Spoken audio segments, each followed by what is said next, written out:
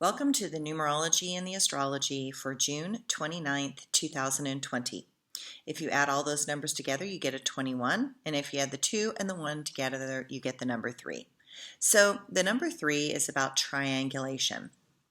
It takes 3 points to pinpoint a location of something. It takes 3 vantage points to have clarity and perspective. The first vantage point is from looking out your own eyes. The second position is looking out the eyes of another, looking at you. The third vantage point is looking at you and the other person. Right now, so many only see through their own eyes, a very narrow and extremely limited perspective. When you mature past the selfish tendencies of humanity, you can look out the eyes of another and gain tremendous understanding and improve your awareness that is beyond the simplistic position of I. The third perspective is a more global, universal perspective. The more you step back from something, the more information you begin to see, the wider the viewpoint, and you can suddenly include that in your assessment. The suffering right now is happening because some want their very narrow perspective to be the only one. That is the angle that causes war, conflict, and hate.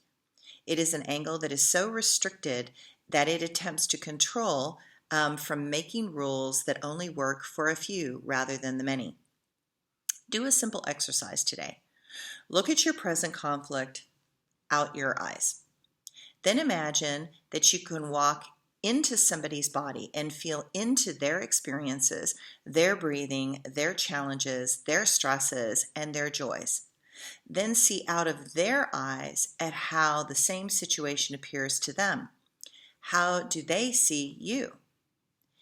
Then see out their eyes at the same, so you're kind of going first position, second position. Then finally look at it from the position of the observer. Step back 20 feet, watching the encounter and observing both yourself and the other. Notice the mistakes and assumptions each makes. Notice the things that trigger another and make your eyes roll. Notice more than just what you feel. No matter what, you will become informed in a new way. The reason others do not do this is because they are afraid of the conflicts that arise when you realize your own limitations. We are afraid of the fight the mind puts up when truth comes in. We are afraid of change and all the ramifications that present. Bottom line is that fear controls the souls of many. Okay, the astrology for today. We are at the halfway point of Mercury retrograde, and we are in this pattern that attempts to help us let go of the old ways and expand into this changing world.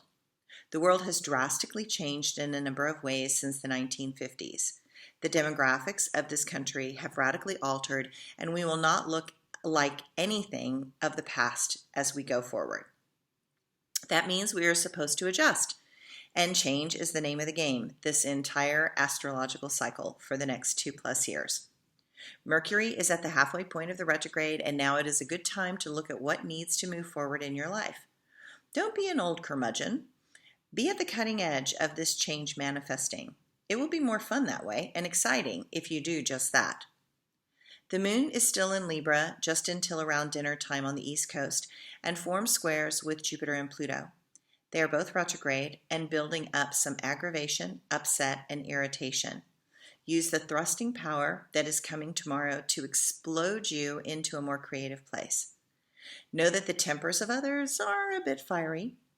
Become a peacemaker and a harmony builder. Find excitement when others want to fall into fear. Use these conjunctions to better the world and yourself. The astrological focus has shifted towards bigger social and material goals. The momentum is in reform and progression. Reflect that you are in a very powerful moment in history, one that will change the course of this world massively, one they will tell stories about in the history books. Have confidence in the fact that Mother Earth did the kindest thing that she could to show us the error of our ways. She is showing us that we need so much less. We need more time to be with our families.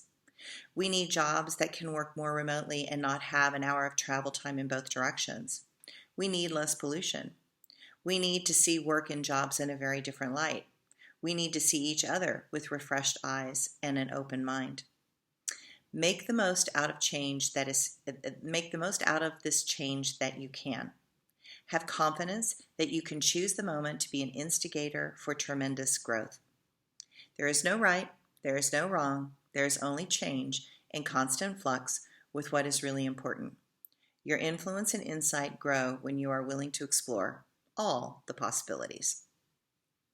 My quote for today: fear controls the souls of many. Fear limits options. Fear believes that there is no way through. Fear is a liar that is shameless in its overt manipulation. Fear creates problems that it never solves. Okay, so my blog for today. I believe that the dead show up to give you information and insight when you are really ready for it.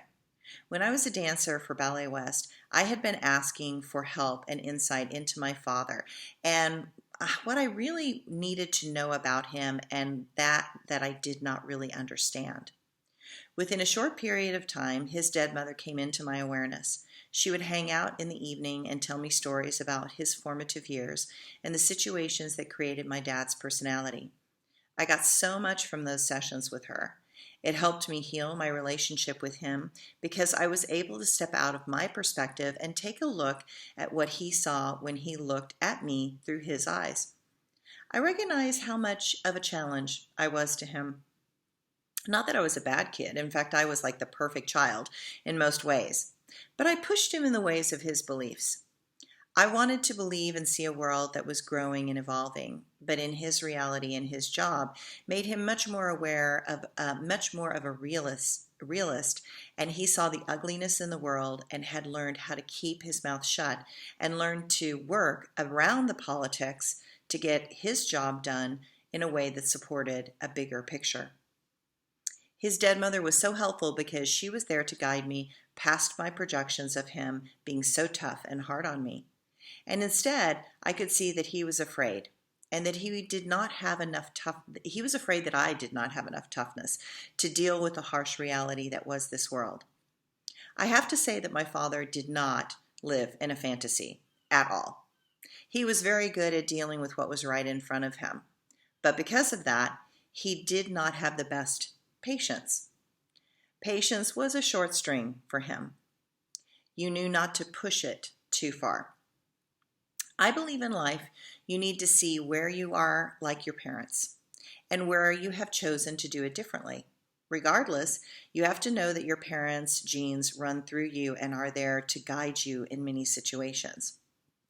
Look to be the best of their patterns and let go of the patterns that do not serve you. Accept them as human and working through their own karmic patterns. Learn to not take on the karma they carry, but to take full responsibility for your own. That is the way through the chaos and into clarity. Thanks, everybody. Have a good weekend.